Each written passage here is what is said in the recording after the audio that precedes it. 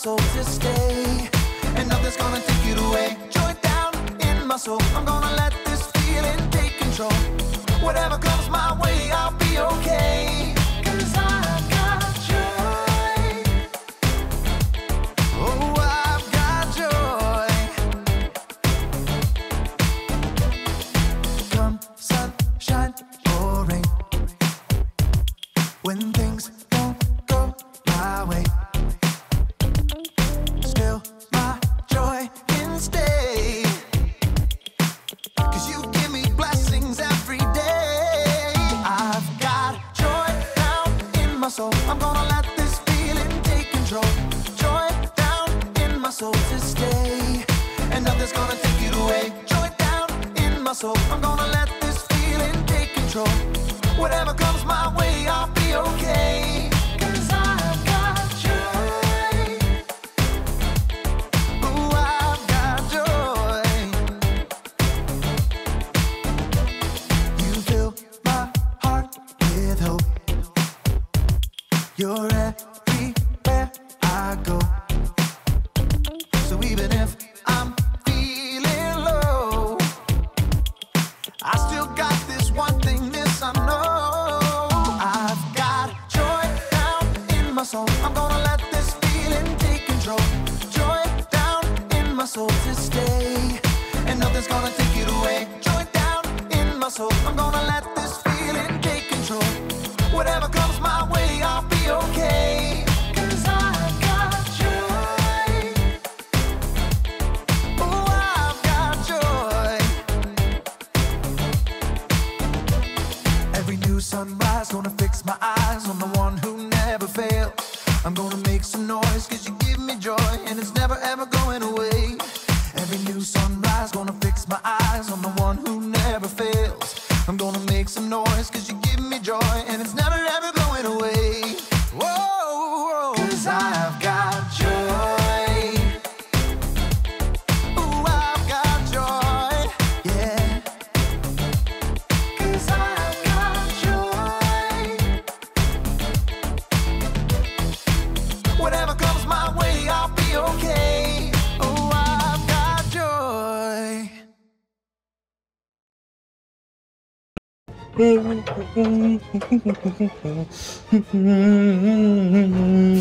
Oh, hey! Welcome to Story Lab. Hey, welcome to Story Lab. This week we're talking about joy while we take a look at the best way to love others well.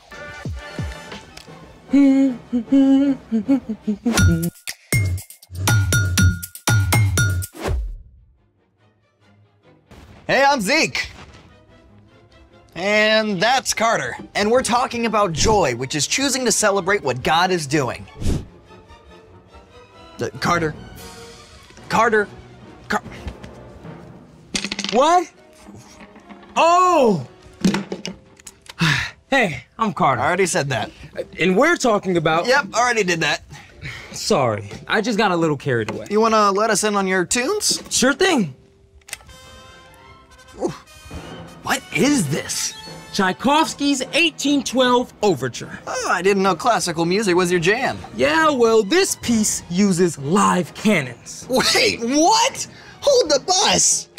Live cannons? The composer Tchaikovsky wrote this piece of music to celebrate a victory in battle. The orchestra actually used cannon blasts as part of the music.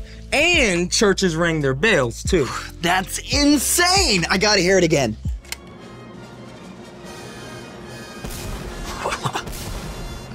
Ah.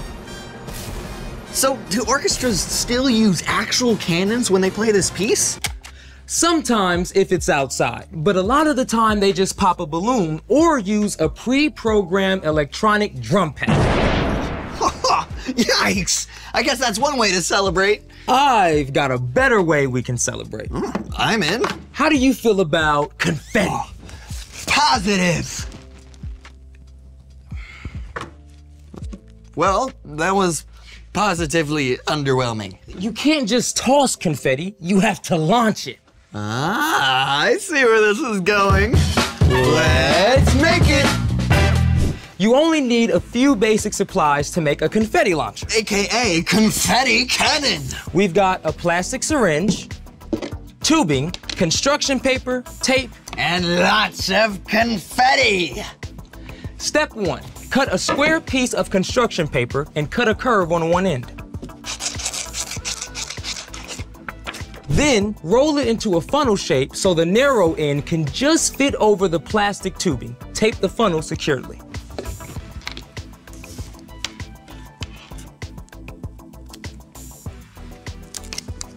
Thank you.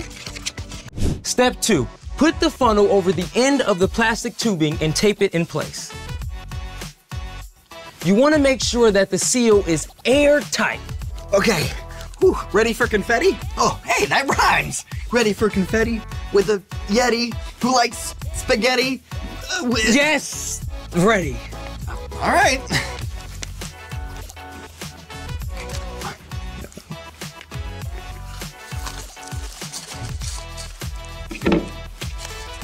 Okay. Confetti at the ready. Then cue the music. Here goes.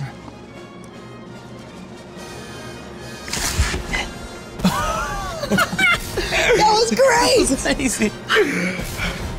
Let's see it again.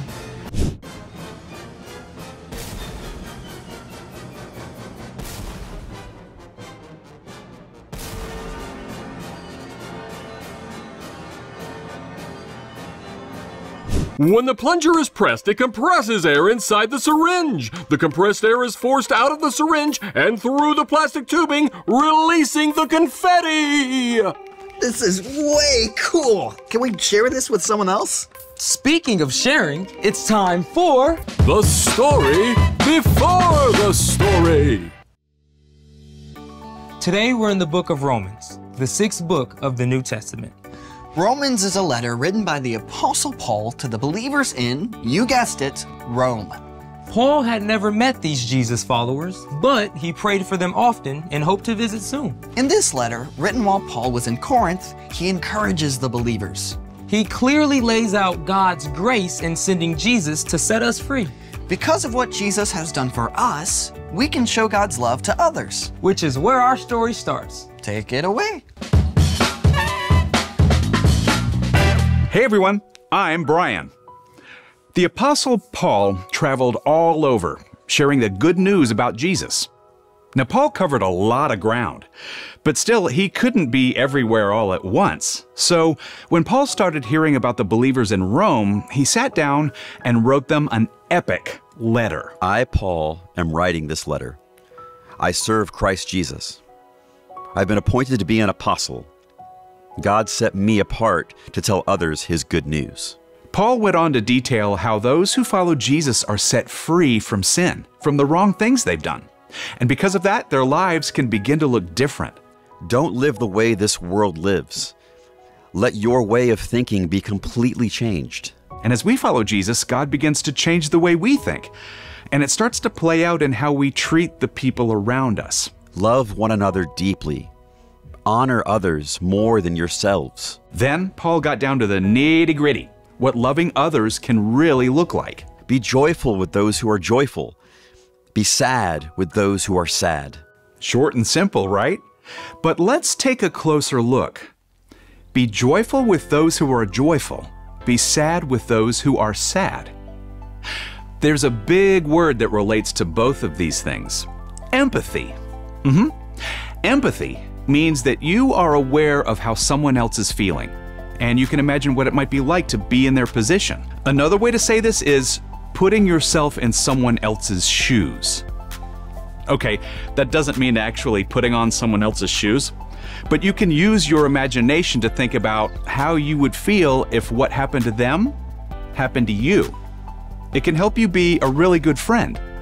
When Paul told us to be joyful with those who are joyful and sad with those who are sad, he simply meant we can love others well by showing empathy. But that's not always easy. I mean, maybe your friend is really excited about their math grade, even though it doesn't seem like a big deal to you. You can think about how hard your friend worked to get that grade and share the excitement with them. You totally rocked that test. Sometimes it means celebrating someone even if they got something you didn't. It might be that your big brother got picked for the traveling team and you didn't. I mean, that is hard, right? Of course you're disappointed, but instead of dragging your brother down, you can still congratulate your brother and choose to be happy for him, even while you're still sad for yourself. Way to go. You totally deserve this. Now, let's look at the flip side. Be sad with those who are sad. Now, honestly, when a friend is sad or upset, it can feel uncomfortable. I mean, you just want them to be happy again. But sometimes the very best thing you can do is just be with them and let them know that you see how they feel. I'm really sorry this happened to you. I'd be sad too. In fact, sometimes people need somebody to be sad with them for a while so that they're able to be happy again later. Having empathy is not always easy, but it is a skill that you can learn. Start by paying attention to your friends' faces. If they're looking up or looking down, if they seem nervous or excited or bummed out. Reading and watching stories about people who are different from you is also a great way to practice putting yourself in somebody else's place. The more you learn to put yourself in someone else's shoes, the more you'll be able to show God's love to others, as Paul encouraged the Romans. Be joyful with those who are joyful. Be sad with those who are sad. The end. Whew. Paul left us with some pretty big shoes to fill. Shoes, huh? I see what you did there. I just love that we get to use our imaginations to put ourselves in someone else's place. Yeah, creativity, empathy, and joy, all in one. So, what's our part in the story? Our job is super simple. Practice empathy. Practice celebrating when someone you know is happy. And practice listening and being present when they're sad.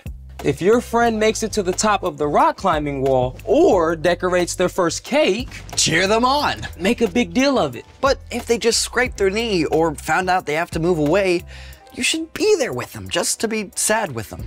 Sometimes just being present with someone is the best thing you can do. That's absolutely right. Choosing to be with somebody in their sadness might even help them to be able to find joy, even if it's not right away. If empathy doesn't feel easy, ask God for help. Because empathy is God's idea. Exactly. And when we follow Jesus, we can learn to see and respond to others like Jesus. See you next time. So, here's the thing. You can help others find joy. And confetti is a great way to start, so I supersized the cannon. You ready? I'm ready. Okay, 3, 2, 1. Look at it! It's everywhere! I feel One more the in, joy, one more bro. in. Whoa! There it goes! Oh, look at it. Oh. Now maybe we should empathize with whoever has to clean this up. You mean like us?